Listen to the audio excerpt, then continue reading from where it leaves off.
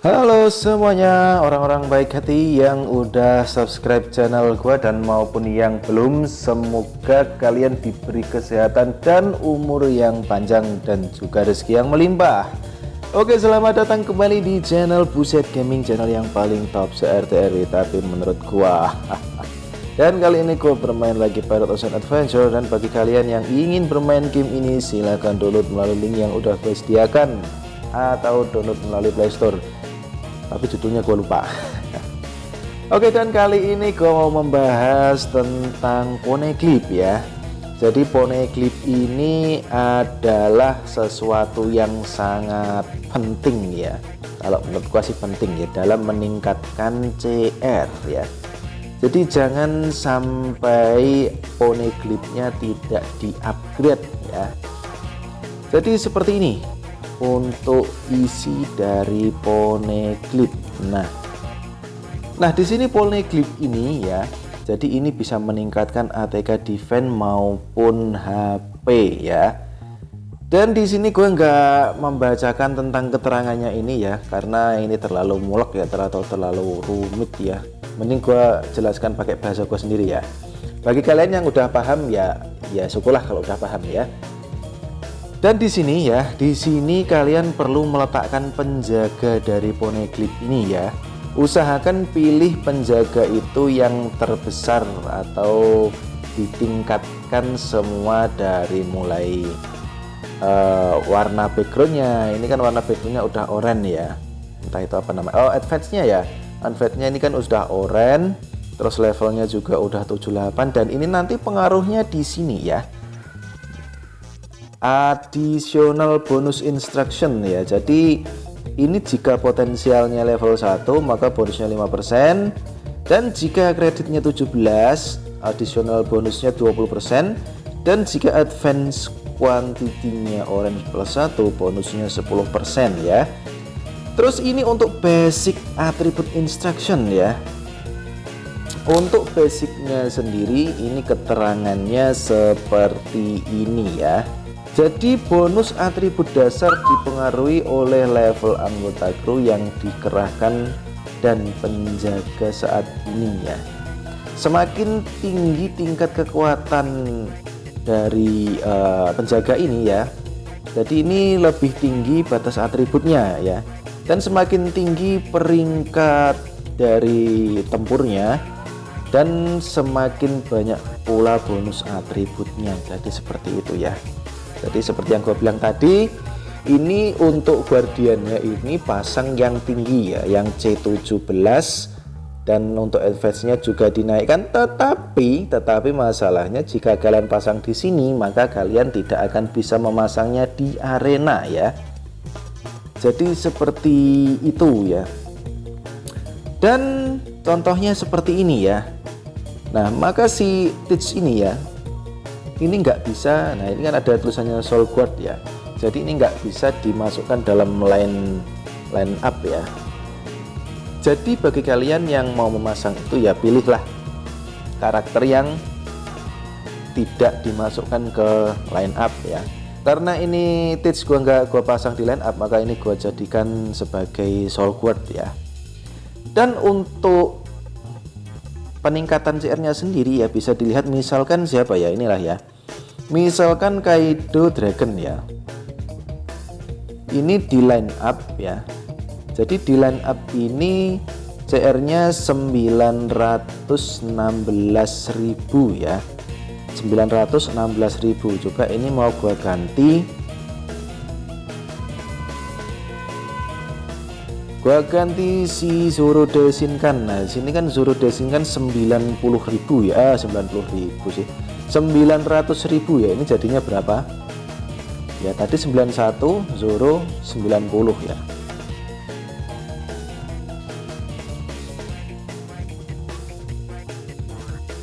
Nah, di sini jika Zoro dimasukkan ke dalam line up, maka CR-nya berubah menjadi 959.000 sekian ya. Jadi meningkat ya, meningkat berapa ya, 50.000 ya. Wow, meningkatnya drastis ya. Untuk si Kaido Dragon sendiri CR-nya menjadi 867.000, jadi turun ya, turun 50 ribuan. Oke, dan apa yang terjadi jika kita menggantinya dengan Soul Guard atau apa kok Soul Guard sih? Bagaimana jika kita menggantinya dengan karakter yang C16 ya? Apakah yang terjadi? Jadi Teach gua ganti yang karakter C16. Misalkan gua pilih si siapa ya? Hancock aja ya ini. Gua pasang. Nah, di sini untuk ATK, defense dan HP-nya turun ya, turun jadi segitu ya. Dari sebelumnya 3000 untuk ATK-nya, terus dan lain-lain ya, ini turun ya. Karena kenapa? Karena untuk ini ya potensial developernya kan masih 0, jadi ini nggak dapat bonus. Kreditnya 16, bonusnya 10% ya. Kalau tadi kredit 17 kan 20%. Nah, untuk advance quantity-nya ini purple plus 3 dan tidak dapat bonus juga ya. Jadi seperti itu ya, turun ya. Oke, jadi seperti itu aja untuk si Poneglyph ya.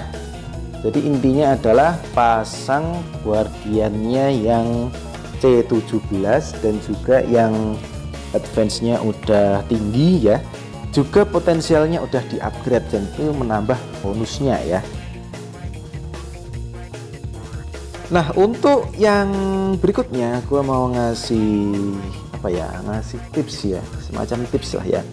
Jadi di game ini udah bolak-balik gue terangkan ya, di game ini bahwa tidak ada kru atau karakter yang benar-benar OP atau overpower ya.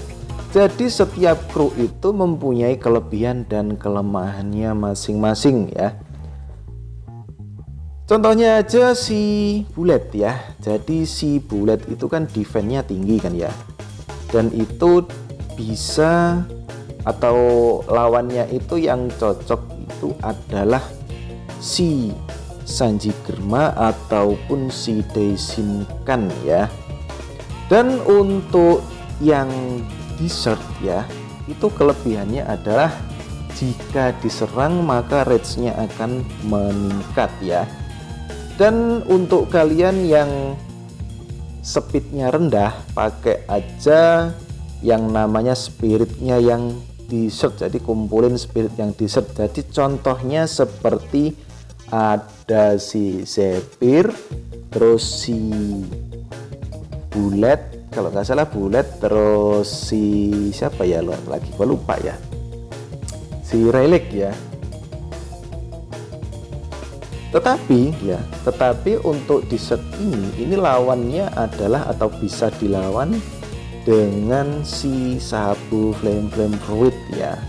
Salah satunya jadi itu ya, untuk pasifnya atau skillnya aja ya. Untuk ultimate-nya jadi itu ya. Jadi untuk sabu flame fruit ini ya, jadi ini bisa menurunkan 200 enemy rage ya, dan rage recovery 90% ya setiap ronde. Jadi itu ya. Jadi kalau misalkan lawannya itu bisa mendapatkan rage yang tinggi, atau jadi ini dia bisa menurunkan rage-nya atau tingkat rage-nya. Jadi dia nggak istilahnya rage-nya itu udah poinnya udah 1000 ya, otomatis kan turun dia, jadi nggak bisa ultimate ya. Jadi seperti itu.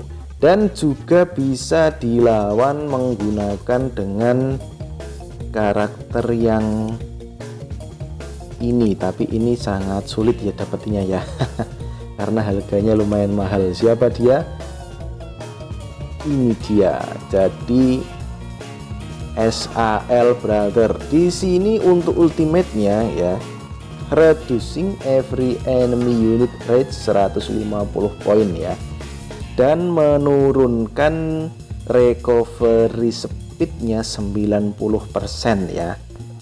Jadi seperti itu ya. Jadi misalkan kalau keserang dia terkena si ultimate-nya ini, wah ini ya siap-siap untuk ultimate-nya ditunda dulu ya.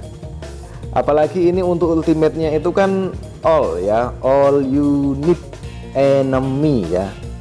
Jadi ini sangat recommended sekali sih Salt Brother ini ya. Jadi bagi kalian yang punya ini, wah tentunya pasti bagus banget ya timnya. Apalagi kalau ini digandengkan dengan si Sabu Flame Fluid atau juga si Young Nuget ya, karena Young Nuget itu juga bisa menurunkan rage ya kalau nggak salah itu. Wah ini pasti benar-benar keren ya. Oke, jadi itu aja sih tips-tipsnya dari gue ya. Tapi bagi kalian yang speednya rendah sih pakai ya desert, pakai desert spirit sih bagus ya, karena nggak terlalu berisiko. Dan jika kalian speednya tinggi atau lebih tinggi dari lawan ya, gue sarankan ya itu tadi ya, bisa memakai tipe-tipe TK ya. Walaupun di sini nggak ada yang benar-benar bagus ya, tergantung kalian mengkombinasikannya bagaimana, dan itu nanti akan menjadikan sebuah tim yang solid ya. Jadi cukup itu aja untuk konten kali ini. Thanks for watching and I'll be back. Ciao.